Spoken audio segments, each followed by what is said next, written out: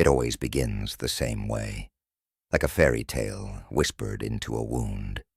You meet someone who sees you, not just the surface you, but the version of you even you have forgotten. They mirror your light, reflect your essence, and for a moment you feel divine. But what you don't realize yet is that this reflection isn't love. It's bait. The narcissist doesn't fall in love with you. They fall in love with your light, with your empathy, with the way you pour without asking to be filled.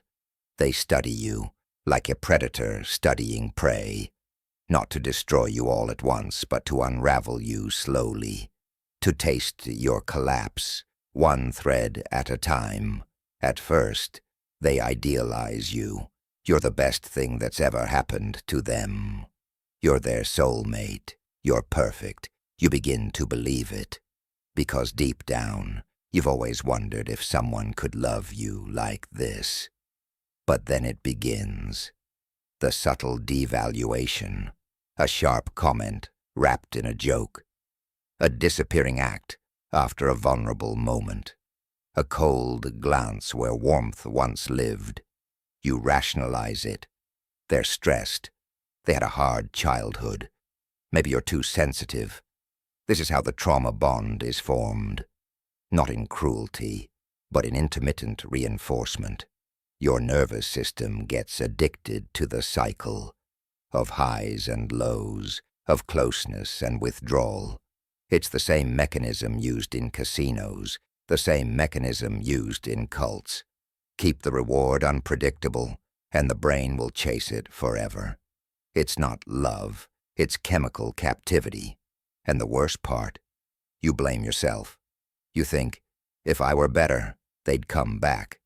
If I love harder, they'll stay. If I fix myself, they'll stop hurting me. But they won't, because their love was never real. It was a costume, a mask designed to seduce your wounds. Carl Jung once said, people will do anything, no matter how absurd, to avoid facing their own souls. The narcissist is at war with their soul. They wear masks to avoid the abyss inside them. They use your love to regulate their self-hatred. And when you get too close, when you see the cracks, they punish you for it. Because they don't want love. They want control. And the more you love them, the more power they have over you. That's the trap. You may ask, why can't I leave? Because trauma bonds mimic real attachment. Your body confuses danger with safety. It clings because it remembers the high, even as it suffers the low. You may not recognize it, but this pattern began long before the narcissist. Maybe as a child, you had to earn love. Please a parent, stay quiet to stay safe. Maybe chaos felt like home. Maybe rejection felt familiar. The narcissist didn't create the wound. They just exploited it. But here's where the spell begins to break. Awareness. When you stop romanticizing the pain. When you stop waiting for them to change. When you stop begging someone to love you who only ever loved your reflection. You are not broken. You are programmed. And anything programmed can be rewritten. Healing is not about hating them. It's about remembering yourself. It's about reparenting the parts of you that still believe love must be earned. It's about grieving the fantasy you were sold. Because it wasn't real, but you were.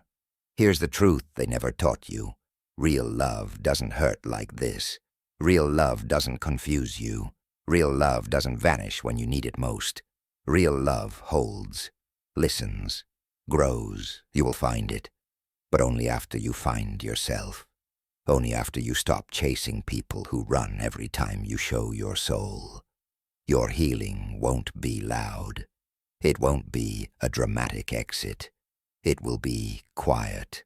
A choice you make in the middle of the night to no longer abandon yourself for someone who already has.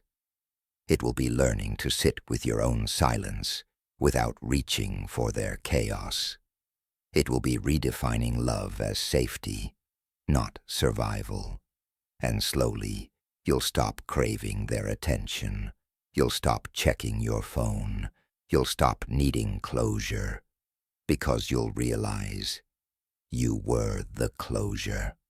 The moment you saw the truth was the moment you were free. So if that voice finds you in the middle of confusion, heartache, shame, let this be your sign, not to fight them, but to return to yourself. You don't need revenge. You don't need an apology. You need distance, peace, truth. Let them keep their mask. You don't need it anymore, because the more you heal, the more you'll see. They never had power. They only had your permission. And now, you're reclaiming it.